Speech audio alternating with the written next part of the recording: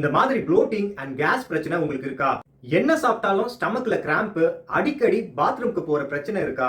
இல்ல ஆல்ரெடி நீங்க டாக்டரை கன்சல்ட் பண்ணி உங்களுக்கு ஐபிஎஸ், ஐபிடி இல்ல சிபோ இந்த மாதிரியான பிரச்சனைகள் இருக்குன்னு டயக்னோஸ் பண்ணாங்களா? இந்த மாதிரியான பிரச்சனை இருந்தா ஒரு சில ஃபுட் நீங்க சாப்பிட்ட பிறகு உங்க ஸ்டமக்கை ட்ரிகர் பண்ணும். இந்த பிக்சரை நல்லா பாருங்க. இந்த ஹை ஃபுட் மேப் லிஸ்ட்ல இருக்கிற எல்லா ஃபுட்டுமே நீங்க சாப்பிட்டீங்கன்னா கண்டிப்பா ட்ரிகர் பண்ணும்.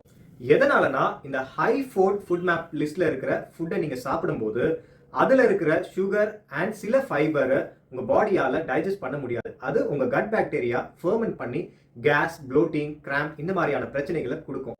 ஸோ இந்த ஹை ஃபுட் மேப் லிஸ்ட்ல இருக்கிற ஃபுட்டை எல்லாத்தையும் தவிர்த்துருங்க, இல்ல ரொம்ப லிமிட் பண்ணிடுங்க. அதுக்கப்புறம் இந்த லோ ஃபுட் மேப்க்கு போயிடுங்க. அதுல இருக்கிற ஃபுட் உங்களுக்கு ஈஸியா டைஜஸ்ட் ஆகும். இந்த மாதிரியான பிரச்சனையில இருந்து கொஞ்சம் தீர்வு கிடைக்கும்.